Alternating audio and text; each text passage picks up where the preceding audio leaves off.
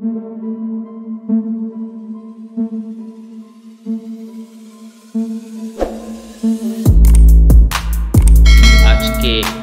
যে ভৌতিক ঘটনাটি শোনাবো সেটা আমার নিজের সাথে ঘটে যাওয়া এক সত্যি ভৌতিক ঘটনা। কোনোদিন ভাবতেও পারিনি এমন কোনো ঘটনার সম্মুখীন হব। কখন কার কোন বিপদ আসে তা কেউ বলতে পারে না। শহর ছেড়ে আমার মেজ চাচা গ্রামে বাড়ি করেছে। আমার চাচার 2 ছেলে 1 মেয়ে। মেয়েটা সবার ছোট। বড় ছেলের নাম রাফি, ছোট ছেলের নাম সাফি। রাফি আর সাফি আমার থেকে 3-4 বছরের ছোট, তবে ছোট হলেও আমাদের বন্ধুর মতো সম্পর্ক ছিল। আমি চাচার বাড়িতে মাসে 1 বার হলেও বেড়াতে যেতাম। আমার গ্রাম খুব ভালো লাগে। রাতের বেলায় চাঁদের আলোয় গ্রামের রাস্তায় ঘুরতে, মজা করতে আমার খুব ভালো লাগে। তাই আমি গ্রামে ছুটে যেতাম। একবার শীতে চাচার বাড়ি বেড়াতে গেলাম। তখন আমি ইন্টারে পড়ি, সবে কলেজে ভর্তি হয়েছি। আর রফি তখন ক্লাস 9-এ পড়ে। সেবার চাচাদের গ্রামে একটা বড় মেলা হচ্ছিল। আমি আর রফি বিকালে মেলায় ঘুরতে গেলাম। অনেক বড় মেলা, অনেক কিছু মেলায় পাওয়া যাচ্ছে। আমরা নাগরদোলাতে উঠলাম, অনেক কিছু খেলাম। কিন্তু এত তাড়াতাড়ি যে রাত হয়ে যাবে তা ভাবতেই পারিনি। এশার নামাজের যখন আজান পড়ল তখন রফিককে বললাম, রাত হয়ে গেছে, এখন চল বাড়ি যাই। রফি বলল, কি যে বলো, কেবল এশার আজান দিল, বাড়ি যাওয়ায় এখনো দেরি আছে, চলো আমরা সার্কাস দেখি। আমিও ওর কথায় কিছু না ভেবে বললাম, চল আজকে সার্কাস দেখব। কিন্তু সার্কাস দেখা শেষ হলে যে রাত 12টা বাজবে তা কল্পনাই করিনি। মেলা থেকে বের হয়ে বাড়ির দিকে হাঁটতে শুরু করলাম। তখন আমার মনে কেমন যেন ভয় ভয় লাগতে লাগলো। কারণ চাচার বাড়ি যে পথ দিয়ে যাব সে পথে একটা শ্মশান পড়ে, ছেলে পোতা শ্মশান। আর পরে একটা পুরানো কবরস্থান।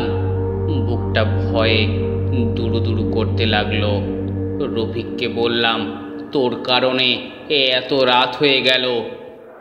শীতের রাত, আকাশে জ্যোৎস্নার আলোয় দুজনে পথ চলছি।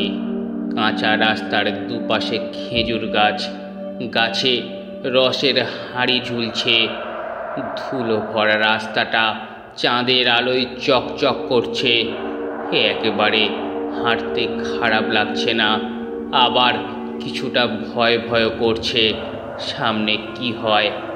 ছেলে পোতা শ্মশান গেট আর কবরস্থান না পেরোনো পর্যন্ত ভয় কাটছে না। মনে মনে দোয়া করছি আর হেঁটে চলছি। কিছুটা দূর থেকে ছেলে পোতা শ্মশান গেটের ছোট্ট একটা বাতির আলো চোখে পড়ল। তখন বুঝতে পারলাম সামনে ছেলে পোতার শ্মশান। আমার ভয়টা আরও বেশি কাজ করতে লাগলো। জীবনে প্রথম এমনভাবে রাতে শ্মশানের সামনে দিয়ে যাচ্ছি। দোয়া পড়তে পড়তে শ্মশানের গেট ভালোভাবে পার হলাম। কিন্তু শ্মশান পার হবার পর পেছনে দেখি একটা বড় কালো কুচকুচে বিড়াল আমাদের পিছু নিয়েছে। আমাদের পিছু পিছু আসছে আর মিউ মিউ ডাকছে। বিড়ালটা এত কালো ছিল যে শুধু তার চোখ দুটো দেখতে পাচ্ছিলাম। অনেকক্ষণ ধরে বিড়ালটা পিছু লেগে থাকলো। রফি খেপে গিয়ে রাস্তা থেকে কয়েকটা মাটির ঢিল নিয়ে বিড়ালের দিকে ছুটতে লাগলো। কিন্তু অবাক হয়ে গেলাম, ঢিলটা একটাও বিড়ালের গায়ে লাগলো না। তখন আরও বেশি ভয় করতে লাগলো, আর মনে হলো এটা হয়তো কোনো বিড়াল নয়, অন্য কিছু। হঠাৎ দেখি বিড়ালটি আর আমাদের পিছনে নেই, আর আমরাও তখন পুরানো কবরস্থান পার হয়ে চলে এসেছি। তখন মনে একটু সাহস ফিরে এলো, কিন্তু তার কিছু দূর যেতেই দেখলাম সেই বিড়ালটা আবার আমাদের সামনে।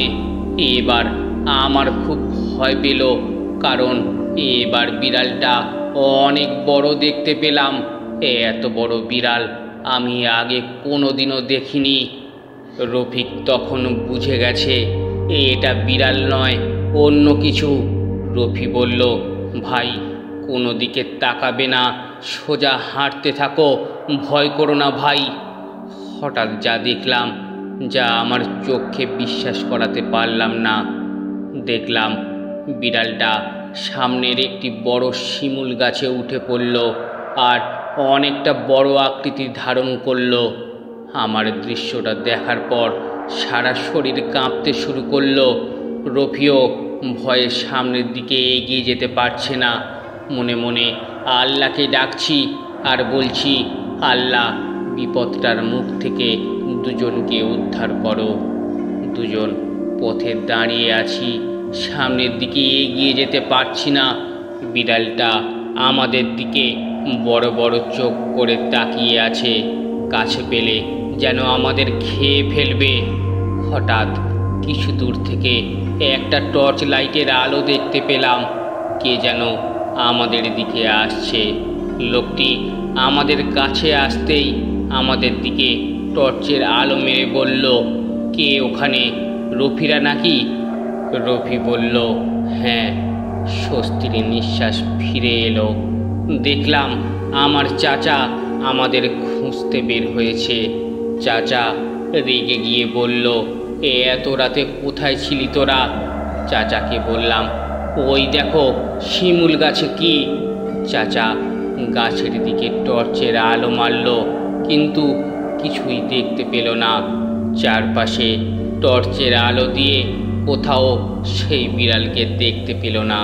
হাঁপ ছেড়ে বাঁচলাম।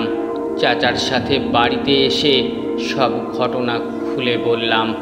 চাচা সব কথা শুনে বলল, আজকে তোমরা অনেক বড় বিপদ থেকে বেঁচে গেছো, আল্লাহকে অনেক ধন্যবাদ। এরপর থেকে চাচার বাড়ি গেলেও রাতে শ্মশান আর কবরস্থানের দিকে যায় না। আল্লাহকে অনেক শুকরিয়া যে সেদিন চাচাকে আমাদের খুঁজতে পাঠিয়েছিল। আশা করি গল্পটি আপনাদের অনেক ভালো লেগেছে। ভালো লাগলে অবশ্যই চ্যানেলটি সাবস্ক্রাইব করে আমাদের পাশে থাকবেন। ধন্যবাদ।